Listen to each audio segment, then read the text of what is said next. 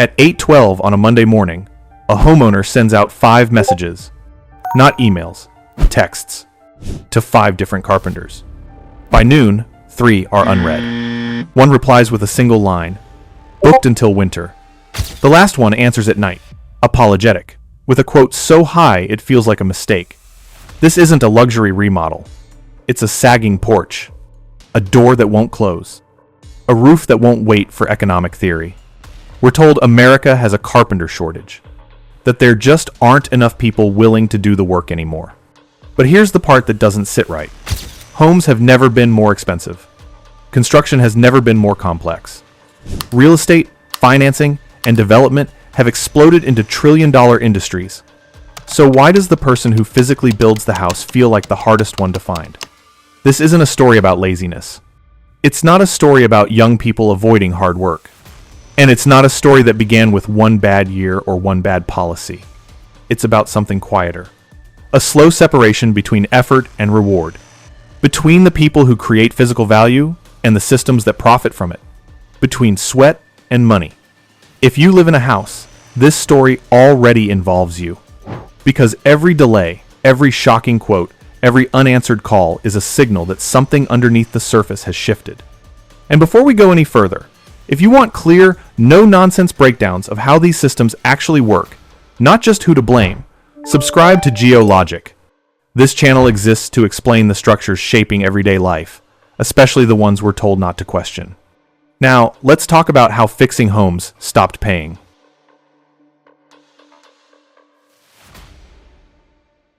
To understand why carpenters are so hard to find today, you have to rewind to a time when they were everywhere.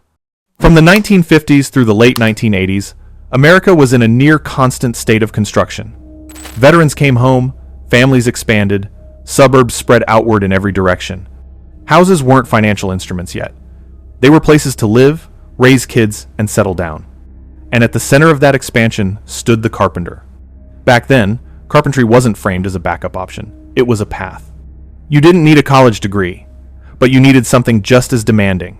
Years of learning, precision, discipline, and physical endurance.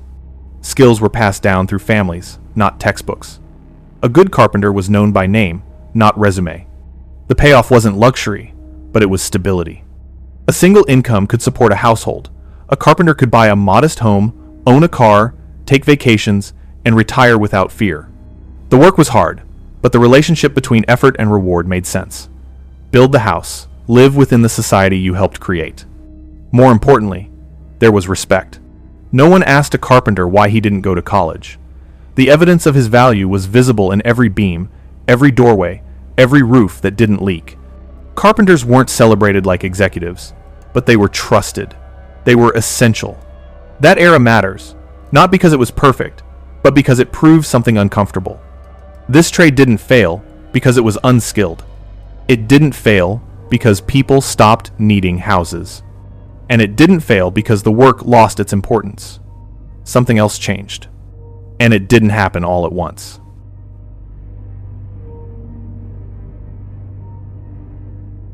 When people talk about the decline of skilled trades, they almost always point to 2008, the year of the financial crisis, the crash, the collapse. That moment feels obvious because it was dramatic. Construction stopped, jobs vanished, entire companies disappeared. But 2008 is not where this story actually begins. It is the moment the decline became impossible to ignore. The real shift started earlier, in the 1990s and early 2000s, during a period that looked healthy on the surface. Construction was still booming. New developments kept appearing. Houses kept selling. Demand never disappeared. What changed was how the work was organized. Large builders began outsourcing more aggressively. Stable crews were replaced by layers of subcontractors. Projects were broken into bids, and the lowest number won. Speed mattered more than continuity. Risk slowly moved downward, away from developers and onto the workers doing the physical labor. At first, carpenters didn't feel the danger. Paychecks still came, jobs were still available, but something subtle had shifted. Benefits became inconsistent. Long-term employment turned into short-term contracts. Training new workers stopped making financial sense. Loyalty became a liability. At the same time, money in the broader economy was changing direction. more value flowed into financing, development, contracts, and real estate transactions. Less stayed with the people who physically built the structures. The closer you were to paperwork and ownership, the safer your position became. The closer you were to the job site, the more exposed you were. By the early 2000s, carpentry wasn't broken yet, but it was fragile. So when 2008 hit, it didn't create the collapse. It locked it in.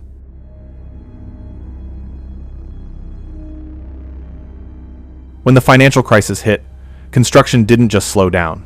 It stopped. Projects were frozen mid-build. Companies disappeared in months. Crews were dissolved overnight. Hundreds of thousands of carpenters found themselves without work, without benefits, and without any clear idea of when things would restart. But the real damage wasn't just lost income. It was broken trust. For decades, the trade operated on an unspoken agreement. Work hard, and stability will follow. After 2008, that promise collapsed. Even when construction returned, it came back different. More fragmented, more competitive, more precarious. Many carpenters waited. Some found temporary work elsewhere. Others left the trade entirely. And most of them never came back. They moved into logistics, maintenance, factories, or entirely different careers. Not because they stopped caring about the craft, but because the craft stopped caring about them. The risk no longer matched the reward. This is the part that rarely shows up in headlines. The shortage didn't begin because people vanished. It began because people learned a lesson. That lesson was simple. Effort was no longer protection. If you or someone you know left construction after the 2008 crash and never returned, leave a comment. What finally convinced you it wasn't worth going back? Because once that realization set in, the trade didn't just lose workers. It lost belief. And without belief, no amount of demand can pull people back.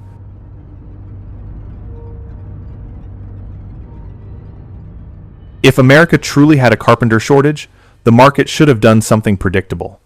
Pay should have surged. That's what scarcity does. When a skill becomes rare, its price rises until supply returns. We've seen this happen with software engineers, airline pilots, even truck drivers during supply shocks. But carpentry didn't follow that pattern. Yes, job postings increased. Yes, builders complained louder. Yes, headlines started using the word crisis. But wages stayed stubbornly flat relative to the cost of living. In many regions, hourly rates barely moved while housing prices exploded. That contradiction is the first real warning sign. Because a shortage that doesn't raise pay isn't a shortage in the traditional sense. It's churn. People aren't failing to enter the trade. They're entering, realizing the math doesn't work, and leaving. Most of the openings today don't exist because the industry is expanding.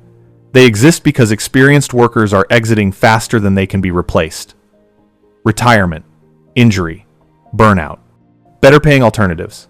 Every year, the same seats need to be filled again. From the outside, it looks like scarcity. From the inside, it feels like rejection. The system calls it a labor shortage because that language is convenient. It shifts responsibility away from compensation, stability, and risk.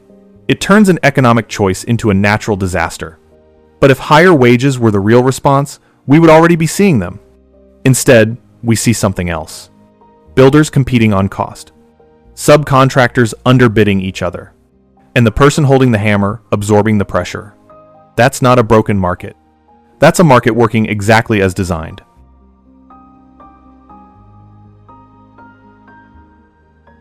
To understand why carpentry stopped paying, you have to follow the money all the way to the end. Take a modern home, not a mansion, not a luxury build, just a typical single-family house in a growing metro area. The sale price might be hundreds of thousands of dollars, sometimes more, but that price doesn't flow evenly to everyone involved. Large portions are claimed before a carpenter ever steps onto the site. There's land acquisition, financing and interest, permits and compliance, developer margins, marketing, real estate commissions, general contractor overhead. By the time labor enters the equation, most of the value has already been allocated. And here's the uncomfortable part. The carpenter touches nearly every physical component of that house. Framing, floors, doors, structural fixes, details that determine whether the building lasts or fails. Yet their share of the final price is one of the smallest slices. The people closest to the physical work are farthest from the profits. This is the point where the old story starts to fall apart, because it's no longer about effort or skill, it's about position within the system. The closer you are to ownership, leverage, and contracts, the safer and more lucrative your role becomes. The closer you are to physical output, the more exposed you are to cost pressure. That's how you end up with a strange modern reality. Homes become assets. Construction becomes an expense to minimize. And carpenters become a variable cost, not a value creator. Does that distribution feel fair to you? Or does it feel like something quietly broke along the way? Let me know in the comments, because this is where opinions start to split.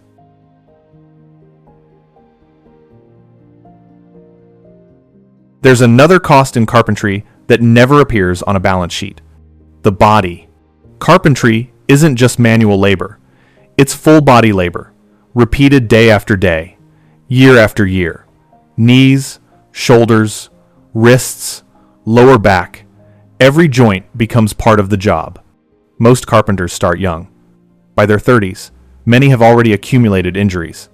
By their 40s, pain becomes routine. By their 50s, the question is no longer how long can I do this, but how much longer.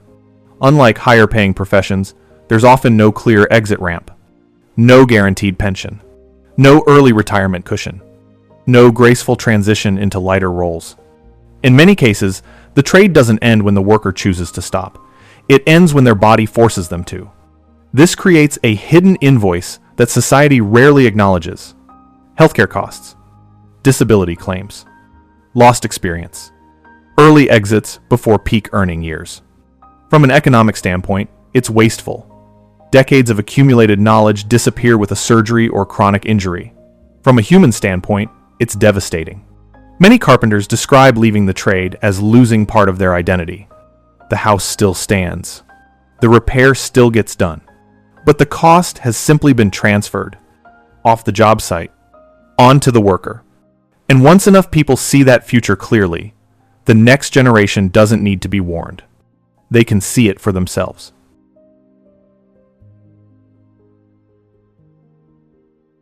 Whenever the carpenter shortage comes up, a familiar explanation follows. Young people just don't want to work anymore. It sounds convincing. It's simple. And it's wrong. Look at the starting point for a young person entering carpentry today. The pay, especially in the early years, is often lower than jobs that require far less physical risk. At the same time, the demands are immediate. Outdoor work in extreme weather, heavy lifting, long hours, little flexibility. Now, compare that to the alternatives. Service jobs may be unstable, but they don't permanently damage your body. Entry-level office roles may not pay well either, but they offer something carpentry increasingly doesn't: a sense that the future improves with time. This isn't about work ethic, it's about calculation. Young people are watching what happened to the generation before them. They see skilled carpenters with decades of experience struggling to afford homes, dealing with chronic pain, and exiting the trade early with no safety net. They see parents who worked hard and still fell behind. Apprenticeships are often presented as the solution. But in reality, many are difficult to access, dependent on personal connections, or financially unsustainable for people without family support. Training takes years, pay rises slowly, and there's no guarantee the reward will ever justify the sacrifice. So young people do what rational people do. They compare risk to reward. When a path demands your health up front and offers no clear promise of long-term stability, avoiding it isn't laziness, it's self-preservation. If you were 22 today, knowing what you know now, would you choose carpentry as a career? Why or why not? I'm genuinely curious. Share your answer in the comments, because this isn't a motivation problem. It's a warning sign.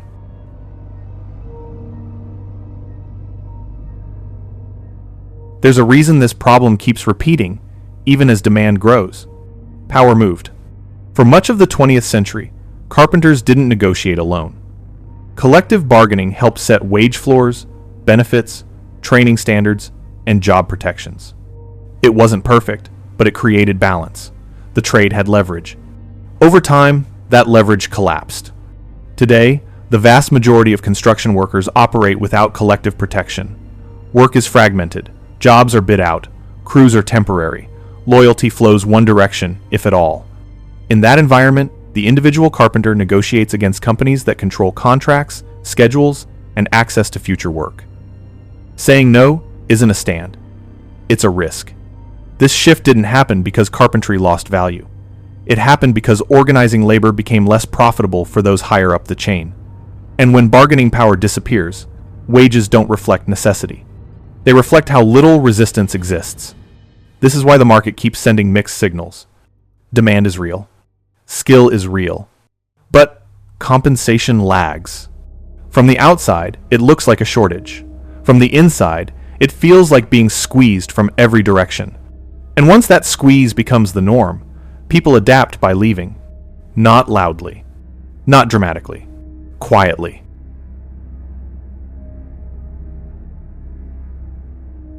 There's one more layer holding this system together, and it's rarely discussed openly.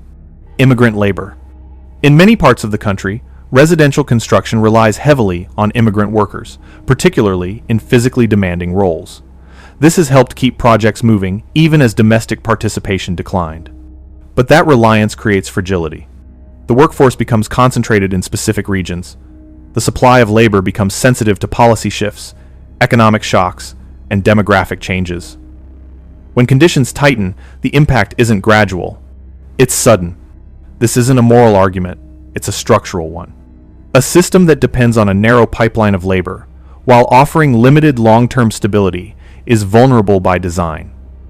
When that pipeline slows or shifts, the shortage becomes visible overnight. And here's the uncomfortable truth. This reliance has masked deeper problems. Instead of fixing pay structures, training incentives, and career durability, the system leaned on availability.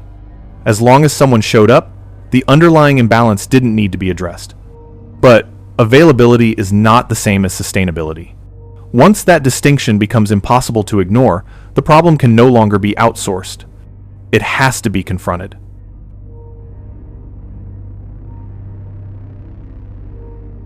For a long time, the consequences of this system were easy to ignore.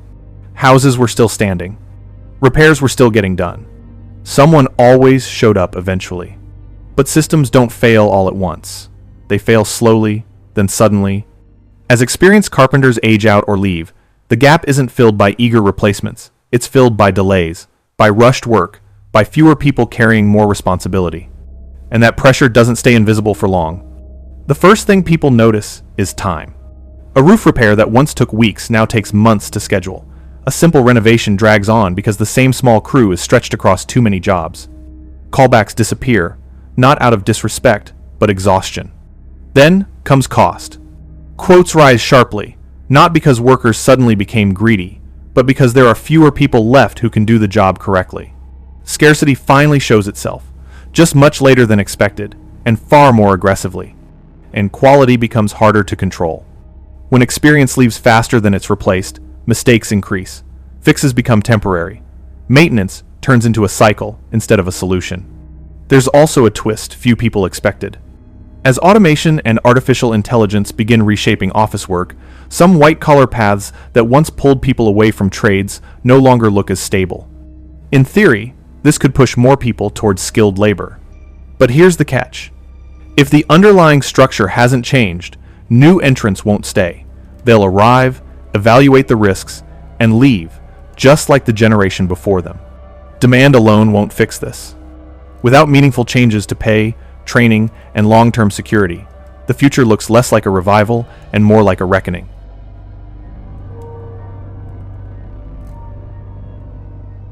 By this point, the picture should be clear. America isn't running out of carpenters because people forgot how to build. It isn't because the work lost value. And it isn't because younger generations refuse to work hard. It's because the connection between effort and reward was slowly severed. The system learned to extract physical value while pushing risk downward.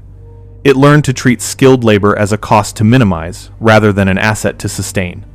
And for a while, that strategy worked. Until it didn't. Now society faces a simple choice. Pay up front by rebuilding compensation, training, and respect for the people who physically maintain our homes. Or pay later, through delays, skyrocketing repair costs, declining quality, and a permanent loss of skill. there is no third option. Every unanswered call, every shocking quote, every postponed repair is part of that bill coming due. If you live in a house, you are already paying something. The only question is how much and when. Is America really short on skilled labor? Or is it just unwilling to pay the true price for the hardest work? I want to hear what you think. Leave your perspective in the comments. And if you want more clear-eyed investigations into how economic systems actually work beneath the surface, subscribe to Geologic. This channel exists to explain the structures shaping everyday life, especially the ones we're taught to ignore. Because these stories aren't abstract. They're built into the walls around us.